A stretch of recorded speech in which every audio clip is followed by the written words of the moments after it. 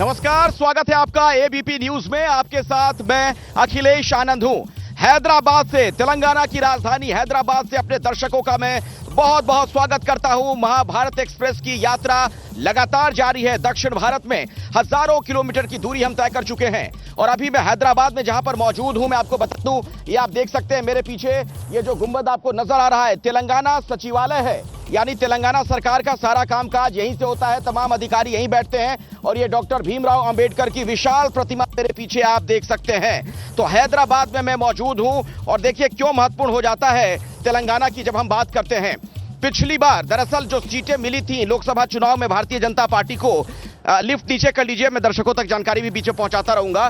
तो मैं आपको बता रहा था कि साउथ इंडिया में 29 लोकसभा की सीटें बीजेपी ने पिछली बार जीती थी। इनमें से 25 सीटें तो कर्नाटक की थी, लेकिन बाकी की जो 4 सीटें थी वो यही की थी, तेलंगाना की। और असदुद्दीन ओवैसी के प्रभाव वाला इलाका भी ये माना जाता है। आपको पता है हैदराबाद से भाईजान सांसद हैं, तो इस बार यहां क्या होने वाला है, बड़ा सवाल है। पिछली बार 2019 के चुनाव में टीआरएस ने 9 सीटें जीती थी, बीजेपी ने 4, कांग्रेस ने 3 और एआईएमआईएम ने, जो असदुद्दीन ओवैसी की पार्टी है, तब 1 सीट जीती थी। इस बार क्या होगा हम विस्तार से पूरी जानकारी आप तक पहुंचाएंगे, लेकिन महाभारत एक्सप्रेस में हम चर्चा की यहां से शुरुआत करें उससे पहले मैं आपको बताना चाहूंगा, दिल्ली से एक बड़ी खबर आ रही है। कांग्रेस के चेहरे के तौर पर आपने गौरव वल्लभ को पिछले दिनों देखा था, काफी वक्त उन्हें देखते रहे होंगे आप, जब अक्सर वो टीवी डिबेट वगैरह में हिस्सा लिया करते थे, लेकिन अब वो बीजेपी में शामिल हो रहे हैं। जाहिर तौर पर कांग्रेस के लिए झटका इस लिहाज से है क्योंकि आपको वो डिबेट भी याद होगी जिसमें संबित पात्रा को किस तरीके से गौरव वल्लभ ने घेरा था, बहुत ही तार्किक तरीके से अपनी बात रखते थे। जमशेदपुर से साल 2019 में लोकसभा का चुनाव उन्होंने लड़ा था, उदयपुर से भी राजस्थान विधानसभा के चुनाव के दौरान वो कांग्रेस के कैंडिडेट थे, लेकिन अब उन्होंने बीजेपी का दामन थाम लिया है।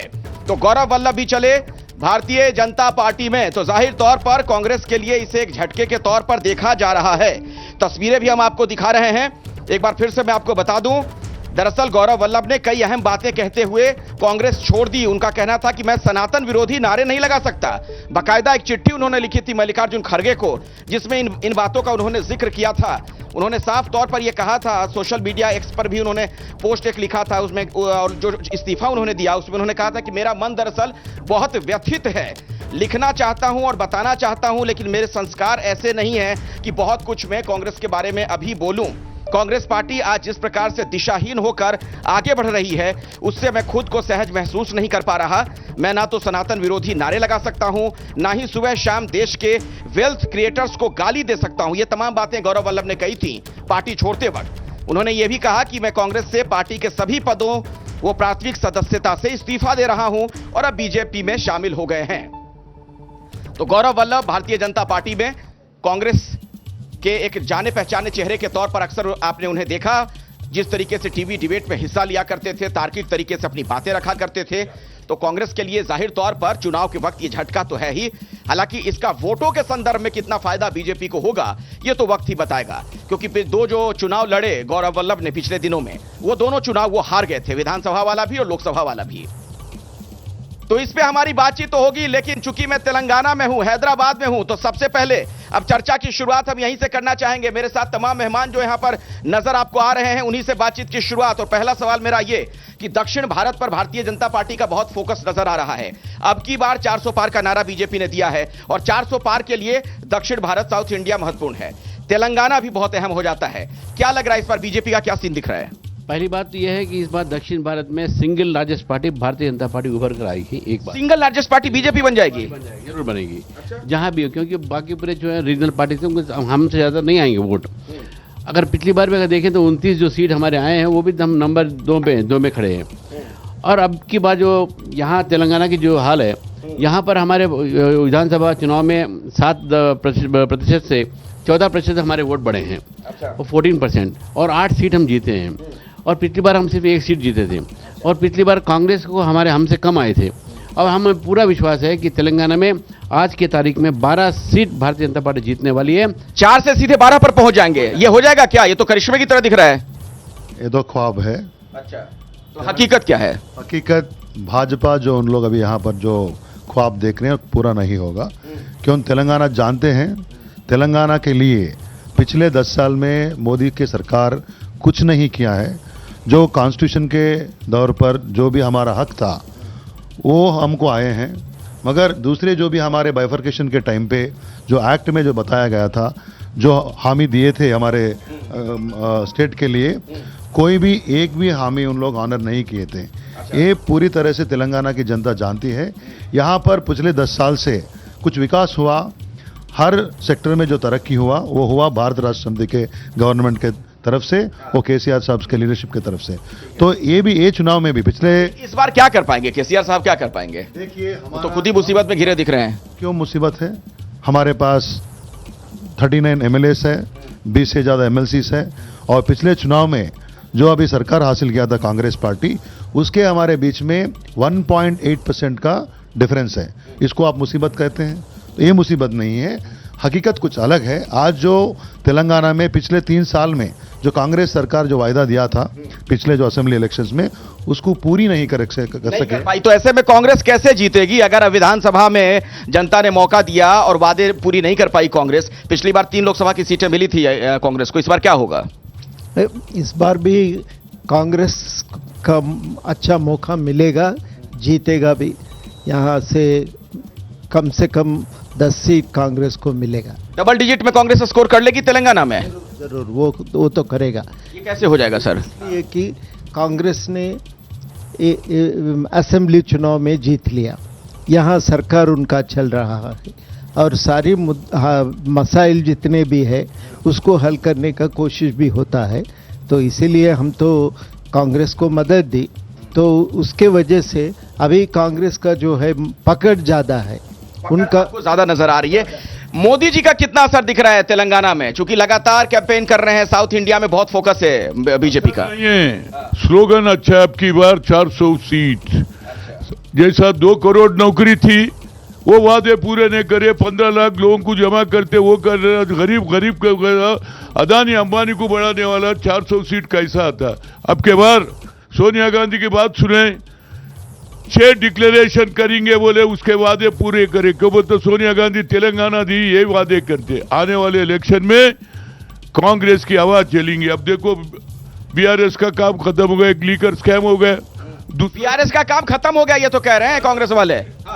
ये बात पहले से बोलते आ रहे हैं, जब से टीआरएस पैदा हुआ था, हम अभी बीआरएस बने, तब से ये बात चल रहा, तेलंगाना समिति थे, ये बात बोलते रहे आते हैं। मगर आज जो कैंडिडेट्स है बिहार जो कांग्रेस फील्ड किया था या आज बीजेपी ने फील्ड किया था, पूरे उन लोगों को लोकसभा के लिए कैंडिडेट्स भी नहीं थे। नहीं, वो कह रहे हैं शराब घोटाले में फंस गए केजरीवाल जी के साथ।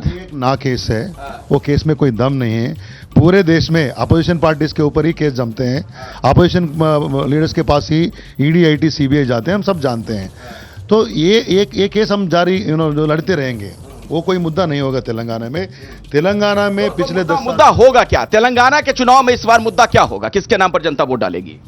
बहुत सारे अंश हैं, इन्होंने वायदे दिए हैं। जो वायदे अगर आप देखेंगे, परसों अप्रैल फूल मनाया था कांग्रेस सरकार ने।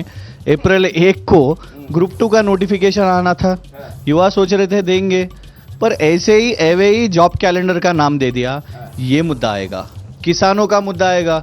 देखिए केसीआर जी परसों किसान के पास गए, तब इनको आँख खुली और पानी खोले। फिर बाद में हरीश राव जी ने मांगा कि किसानों को पानी चाहिए, नहीं तो किसान जाके खुद गेट खोलेंगे। फिर बाद में जाके कांग्रेस सरकार पानी खोले। अब कल उन्होंने 10 अधिकारियों को लगाया मॉनिटर करने के लिए। ये रही कांग्रेस सरकार की बात। देश में देख रहे हैं बड़े साहब मोदी जी तो 750 किसान मर गए, फिर से अनशन करने लगे, एमएसपी का कोई भी कानून नहीं बना। तो इसका फायदा बीजेपी को हो जाएगा क्या अगर कांग्रेस इतनी नाराजगी है तो? नहीं, बीजेपी के पास तो उम्मीदवार ही नहीं है ना। अगर आप देखेंगे हमारे जो सांसद है 5 लोगों को उनको उम्मीदवार बनाया। हमारे हैदराबाद में तो अवैसी साहब का भी प्रभाव है, उनको हम कैसे भूल सकते हैं? अब देखिए, सिर्फ एक हैदराबाद पूरा तेलंगाना नहीं होता, पूरे 17 जो सांसद के कॉन्स्टिट्यूएंसीज है उनमें वहां पे बीजेपी इधर से उलट पलट, कांग्रेस भी उधर पलट। देखिए मलकाजगिरी है, वहां तांडूर से निकाल के मलकाजगिरी में डाल दिए, कहीं और से कहीं और। मैं सर उस पर आता हूं, मैं उस पर भी चर्चा आगे बढ़ाऊंगा। मुझे एक ब्रेक के लिए रुकना पड़ेगा, लेकिन एक छोटा कमेंट आपसे चाहूंगा सर। वो लोग तो कह रहे हैं कि बीजेपी के पास यहाँ कैंडिडेट तक नहीं है। कैसे आप कह रहे हैं कि डबल डिजिट में चले जाएंगे? ये बात पिछली बार भी कहते रहे हैं ये लोग। फिर पिछली बार हम कांग्रेस ज़्यादा 4 सीट जीते थे, इस बार विधानसभा में ऐसी बात कहे थे और हम 8 सीट जीते हैं और 24% हमें वोट परसेंट हमें मिले हैं। तो इनका कहना ऐसे ही रहता है इनका। आज उनके पास उम्मीदवार नहीं है। उनके पास उम्मीदवार नहीं। मैं आता हूं, आगे चर्चा को यहां से मैं बढ़ाऊंगा। हनुमंत राव जी भी मेरे साथ मौजूद हैं, कांग्रेस के वरिष्ठ नेता हैं। इस बार आपको क्या लगता है, क्या उम्मीद है, कांग्रेस क्या कर पाएगी? पिछली बार आप लोगों ने 3 सीटें जीती थी। की बात कांग्रेस की हवा चल रही, देख रहे ना, जैसा सरकार बनी लोग आना शुरू कर दे। पिछले वक्त भी 2019 में भी यही हालत हुआ था, जैसा हमारी कांग्रेस हुई कि हमारे 19 से 12 एमएलए चले गए, वैसे उनके पास से लोग आना शुरू हुआ। क्यों बोले तो लोग बिलीव कर रहे हैं सोनिया गांधी तेलंगाना दी और 6 डिक्लेरेशन के वास्ते हवा बन रही। दूसरे तरफ आज केसीआर क्यों फेलियर हुआ? अगर इन लोगों को मिलता गया था प्रगति भवन में और यहाँ किसानों को छोड़ के महाराष्ट्र में अब की बार किसान की सरकार उसमें टाइम वेस्ट करे, इसी वजह से लोग उनकी बात नहीं सुने, हमारी बात सुने। और दूसरी बात बीजेपी की बात क्या है, बीजेपी बहुत से वादे करे, 2 करोड़ नौकरी 15 लाख जमा करेंगे अकाउंट में, बोले अभी तक गरीब है। इवन पब्लिक सेक्टर भी आज बीजेपी ने वादा खिलाफी की है, ये कह रहे हैं वादा नहीं निभाया बीजेपी ने। नहीं, बीजेपी वादा जितने भी करे सब ये फेलियर है। यस, उसी वजह से लोग हमारे तरफ देख रहे, आने वाले दिनों में बराबर हाईएस्ट सीट हम जीतेंगे। क्यों बोले तो लोगों की हवा चल रही, लोग दोनों भी फेलियर है। तो आपका मानना है कि यहाँ कांग्रेस की हवा चल रही है। महाभारत एक्सप्रेस की यात्रा लगातार जारी है। मैं अखिलेश आनंद हैदराबाद से अपने तमाम दर्शकों का बहुत बहुत स्वागत करता हूं। हम यहां तेलंगाना की राजनीति पर बातचीत करेंगे, वो तमाम खबरें आप तक हम पहुंचाएंगे, लेकिन उससे पहले एक बड़ी खबर आ रही है कांग्रेस से जुड़ी हुई, वो मैं दर्शकों तक पहुंचाना चाहता हूं। कांग्रेस के नेता रणदीप सुरजेवाला के एक बयान को लेकर बवाल मचा हुआ है। हेमा मालिनी को लेकर कहा जा रहा है कि जो बयान उन्होंने दिया बेहद आपत्तिजनक। हालांकि इस पर रणदीप सुरजेवाला की तरफ से सफाई भी आई है, लेकिन कैसे इस मसले पर सियासी बवाल मचा हुआ है वो हम आपको दिखा देते हैं। पहले एमएलए एमपी क्यों बनाते हैं? ताकि वो हमारी आवाज उठा सके, हमारी बात मनवाए, इसीलिए बनाते होंगे। कोई हेमा मालिनी तो के लिए बनाते होंगे। आपने कांग्रेस के वरिष्ठ नेता रणदीप सुरजेवाला जी का भी वह बयान सुना होगा, जिसमें वो हमारी पार्टी की वरिष्ठ सांसद हेमा मालिनी जी के लिए किस प्रकार के आपत्तिजनक, अशोभनीय और अभद्र शब्द का प्रयोग कर रहे हैं, जिसे किसी औपचारिक मंच से बोलना भी संभव नहीं है। ये भारत की राजनीति में कांग्रेस पार्टी के द्वारा महिलाओं के प्रति अवमानना की एक नई निम्नता है। हालांकि रणदीप सुरजेवाला का यह कहना है कि उनके बयान को तोड़ मरोड़ कर पेश किया गया है। क्या कुछ वो कह रहे हैं अपनी सफाई में, आपको सुनवा देते हैं। हम तो हेमा मालिनी जी का भी बड़ा सम्मान करते, क्यों धर्मेंद्र जी के ब्याह रखिए, बहू है हमारी।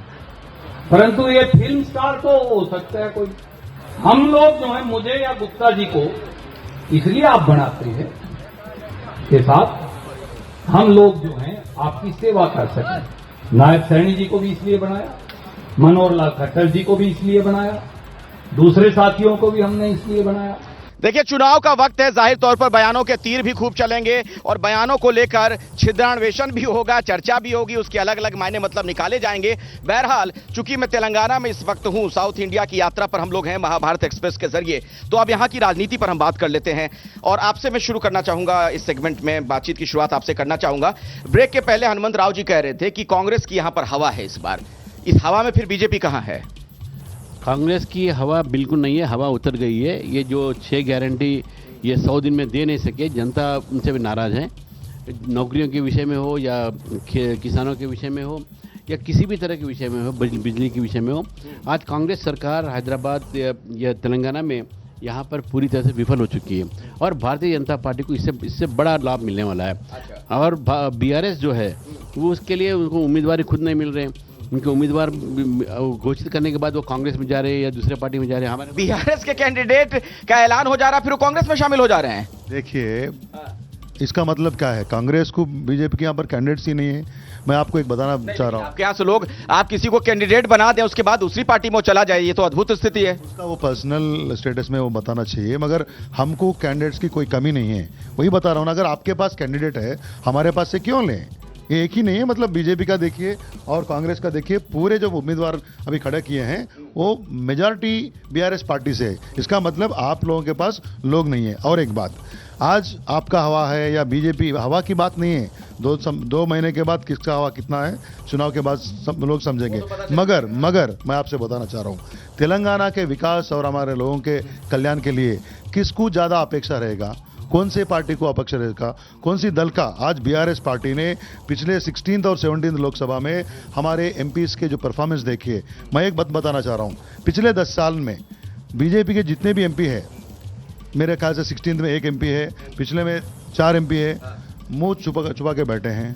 और अभी फिर एक बार सरकार आएंगे तो उन लोग चुप बैठे। सवाल यह भी है, चूंकि मैं छोटे में रखिए। जो हमारे तेलंगाना के लिए जो लड़ने वाले जो उम्मीदवार होंगे या सांसद होंगे वो बीआरएस पार्टी के होंगे। ये 2 पार्टी से। क्योंकि मैं हैदराबाद में हूं सर, तो मैं ये भी जानना चाहूंगा, चूंकि हैदराबाद को असदुद्दीन ओवैसी जी के प्रभाव वाला इलाका माना जाता है, कितना असर देखते हैं उनका?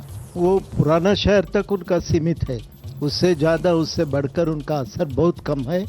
शायद 1-2 शहरों में उनका कुछ बात लोग मानते होंगे, लेकिन उसके अलावा उसका असर ज़्यादा नहीं है। तो वो किसको फायदा पहुंचाएंगे, किसको नुकसान पहुंचाएंगे, ये बता दीजिएगा। डायरेक्ट नहीं भी जीत पाए बाकी जगहों पर तो यहाँ पुराना शहर में उन्हें जीतेंगे एमआईएम की तरफ से, किसी और को वो मदद देना उतना आसानी नहीं है, क्योंकि बाकी सीटों में मुसलमान अपनी फैसला वो आप खुद करेंगे, उसको दूसरा पार्टी बोलने पर वो सुनेंगे नहीं। ओवैसी साहब तो कहते हैं कि मुसलमानों का असली नेता मैं ही हूं, उनकी रहनुमाई करते हैं, कहते हैं कि भाई मेरी वजह से सब कुछ, मैं बिल्कुल सही हूं। कांग्रेस वाले हों, बीजेपी वाले हों, इस्तेमाल करते हैं सिर्फ मुस्लिमों को। यहाँ ऐसा नहीं है, स्थिति ऐसा नहीं है। जैसा मैं बोला 1-2 शहरों में उनका कुछ असर है, लेकिन उससे ज़्यादा उससे मानना भी बहुत मुश्किल है, मुश्किल है। और जहाँ तक उनका असर है वो जीतेंगे, अपने कैंडिडेट खुद उन्हें उम्मीदवार बनेंगे ओवैसी साहब, और वो जीतेंगे उसमें। लेकिन आप लोग सर ओवैसी साहब को बीजेपी की बी टीम क्यों कह देते हैं? छोटे में सर बोलिए फिर। तो यहाँ एक और बात कहना बहुत ही ज़रूरी है, जहाँ तक दक्षिण भारत खासकर तेलंगाना है, यहाँ जो रीऑर्गेनाइजेशन एक्ट के जरिए हमें जो मिलना चाहिए वो बीजेपी ने अमल नहीं किया, वो गुस्सा है यहाँ पे, तो उससे नाराजगी है लोगों में, ये आपको लगता है? ठीक है, लेकिन मेरा सवाल ये है कि जो बार बार कांग्रेस वाले आरोप लगाते हैं ओवैसी साहब पर कि वो बीजेपी की बी टीम, ऐसा क्यों कहते हैं आप लोग? देखिए, सभी मुसलमान फिरका फरस नहीं है, मुसलमानों में भी सेकुलर है। उन्हें एक ही समझता है ओल्ड सिटी वाले ही मुसलमान है, कोई दूसरे। तो बहुत से लोग आज सेकुलरिज्म को आए, हिंदू मुसलमानों के एहतियात है, तो उनका एक ही है, उन्होंने जहाँ जाते मुसलमानों का वोट तोड़ के बीजेपी को फायदा करते। अब तक जो हुआ वही काम कर रहे। अच्छा, दूसरी बात, अभी बोले कांग्रेस की हवा क्यों बोल रहे हो? तो 10 साल उन्होंने भी करे, बीजेपी करी, 10 साल बीआरएस भी करी। अब लोग तंग आ गए, अब की बार तीसरी मरतबा बोल के वो बोल रहे कि 400 सीट। लेकिन हनुमंत राव साहब, एक बात ये भी आप देखिए कि आपके अपने लोग ही छोड़ के जा रहे हैं। गौरव वल्लभ जी को आप जानते हैं, आप तो राजनेता, राष्ट्रीय स्तर के राजनेता हैं कांग्रेस के, बीजेपी में चले गए और उन्होंने कहा कि सनातन विरोधी बातें मुझे रास नहीं आ रही थी, इसलिए अब मैं जा रहा हूं। बीजेपी वाले भी हमारे पास आ रहे हैं ना सब। देखो, ये लोग पहले के जमाना नहीं है, 40 साल पहले एक पार्टी रहते, अब तो कपड़े बदले, इसके सरकार बदल रहे। अब इसको क्या करते? किसी को विचारधारा से कोई मतलब नहीं है, जहां फायदा हो चले जाओ। करने को आते थे, सोशल जस्टिस, अब तो कमाने को आ रहे कोई भी लीडर। अब मैं जिंदगी भर कांग्रेस में रहूंगा कि मरे दम तक नहीं जाऊंगा। पर लोगों का बदलाव बदल गया, क्यों इन लोग शुरू करे? 19 लोग जीते तो 12 लोगों को लेके गए, अब वही काम कर रहे, उनको भी वह इत्मीनान नहीं है। अब इतनी ज्यादा हवा है कांग्रेस की, आप सुन रहे हैं हनुमंत राव साहब को, क्या कर पाएंगे आप लोग? देखिए, कांग्रेस जिस तरह से वोट मांग रही है, रेवंत रेड्डी जी क्या बोल रहे हैं कि केंद्र में जाके मोदी जी से लड़ेंगे। मतलब आप ही बोल रहे हो कि राहुल जी नहीं बन रहे प्रधानमंत्री, कांग्रेस सरकार में नहीं आ रही है, ये रेवंत रेड्डी जी बोल रहे हैं। तो हम बोल रहे हैं, क्यों बड़े भाई पे इतना प्यार? जब हम लोग लड़ रहे थे, आपने तो झूठ प्रचार करके, आज बहुत सारे वायदे देके आप सरकार में आ गए। आने के बाद आज क्या कर रहे हैं? पीड़ित रहने दीजिए, वंचित या मुसलमान, सबके लिए। आप लोग भी तो घिरे हुए हैं सर, शराब घोटाले वाला जो मामला है उसकी आंच आप लोगों तक भी पहुंची गई है, उसका नुकसान नहीं होगा? कल संजय सिंह का तो फैसला आ गया था ना, जब बेल आया, जमानत मिली है, रिहा थोड़ी हो गए, क्विटल थोड़ी है। जमानत में कोर्ट ने क्या बोला? सुप्रीम कोर्ट ने बोला कि भाई ईडी, आप एक भी एविडेंस बाहर नहीं ला रहे हो। संजय राउत के जी के उसमें भी वही हुआ था, बिल्कुल हम भी उससे बाहर निकलेंगे, पर मोदी जी यहाँ पे आके उसी को एजेंडा करते आके, अरे जरा 10 साल में आपने क्या किया, भाजपा जब केंद्र में है यहाँ आके वो बोलिए, कुछ नहीं किया, इसलिए ये सारे ईडी। पर जवाब लेता हूं, बीजेपी से इस पर मैं जवाब लूंगा। मैं अखिलेश आनंद एक बार फिर से अपने तमाम दर्शकों का तेलंगाना की राजधानी हैदराबाद से स्वागत करता हूं।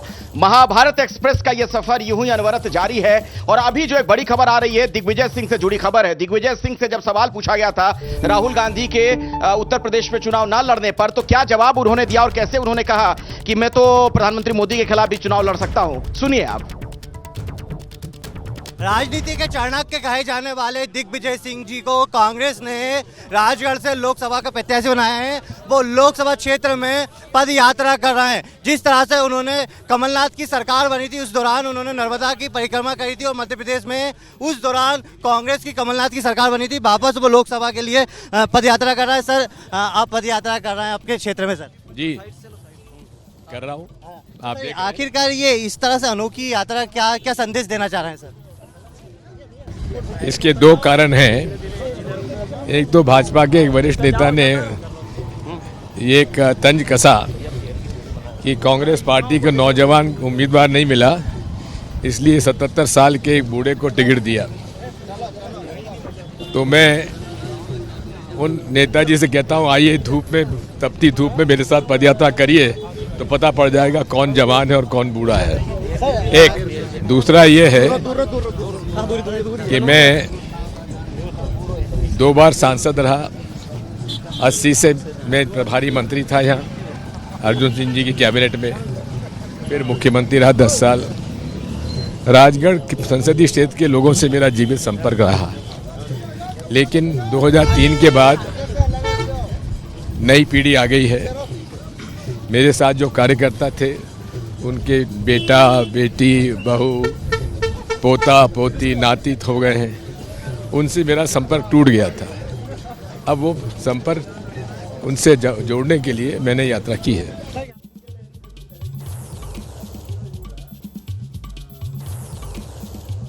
तो सियासी तपिश तो आप देख ही रहे हैं। मौसम भी जो है बहुत गर्म है यहाँ पर, जहाँ पर हम लोग मौजूद हैं। गर्मी बहुत प्रचंड, लेकिन लगातार ग्राउंड जीरो से आप तक हर खबर हम आप तक पहुंचा रहे हैं, जैसा हमारा वादा है आपको रखे आगे। बहरहाल राहुल गांधी को लेकर दिग्विजय सिंह से सवाल पूछा गया था। राहुल गांधी साउथ से लड़ रहे हैं चुनाव, वायनाड से, उसका क्या असर होगा साउथ इंडिया में? बिल्कुल नहीं होगा। आज उनको केरल में उनका इम्पैक्ट नहीं है, केरल में उसे कोई असर नहीं है। आज वहाँ जाइए, स्मृति ईरानी जी का बड़ा रोड शो हो रहा है वहाँ पर, और सीपीएम जो है, जो कांग्रेस के साथ बहुत नज़दीकी में थे, वो इंडिया अलायंस के भी जो बहुत नज़दीकी में थे, वो आज वो भी उनका विरोध कर रहे हैं। राहुल गांधी के सामने वायनाड में जो चुनाव लड़ रही है सीपीआई की नेता, डी राजा की पत्नी है वो तो।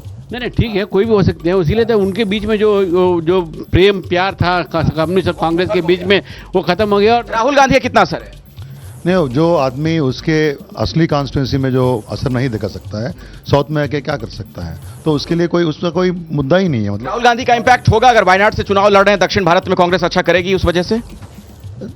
दक्षिण भारत पे राहुल का असर इसलिए कि यहाँ कांग्रेस पार्टी है। अगर यहाँ मजबूत ग्राउंड लेवल पर कांग्रेस पार्टी नहीं है तो असर भी कम रहता। तो क्योंकि यहाँ पार्टी है, असर है। एक और बात भी सुनाना जरूरी है, बीजेपी ने यहाँ साउथ की आत्मा समझे ही नहीं। यहाँ हैदराबाद में एक आईटी कॉरिडोर बनने वाला था, उसको रोक दिए, फिर कहीं और रियासत में चले गए। वो अभी जो 3 हार्डवेयर इंडस्ट्रीज आया इंडिया को, कोई यूरोप से, वो 3 हार्डवेयर इंडस्ट्रीज में 2 गुजरात को गई, एक असम को गई, एक भी दक्षिण भारत में नहीं आया। मजबूरी है सर, मैं ज्यादा लंबी बात अभी नहीं कर पा रहा हूं। हाँ या ना में मुझे जवाब दीजिए, राहुल गांधी का कितना असर होगा दक्षिण भारत में? दक्षिण भारत छोड़िए, पहले इंडिया जो उनका INDA अलायंस है उस पर तो असर पड़ेगा, क्योंकि खुद टूटा टूटा दिख रहा है। खुद उनके जो उनके पार्टनर्स है, CPM का स्टेटमेंट है कि कल क्यों बिना झंडे के आप रैली निकाले, नॉमिनेशन में एक झंडा भी नहीं था। और एक चीज़, यहाँ के तेलंगाना कांग्रेस वाले, उनको बहुत घमंड था कि यहाँ पे बहुत कॉन्फिडेंट है। राहुल जी को आइए पूछा था, सोनिया जी को पूछा था, प्रियंका जी को भी पूछा था, और हमको सवाल दिया था कि आप एक तो भी सीट जीतो, हम जीतने वाले, हम कॉन्फिडेंट है। आप कॉन्फिडेंट है? सर समय नहीं है, माफी चाहूंगा, समय नहीं है।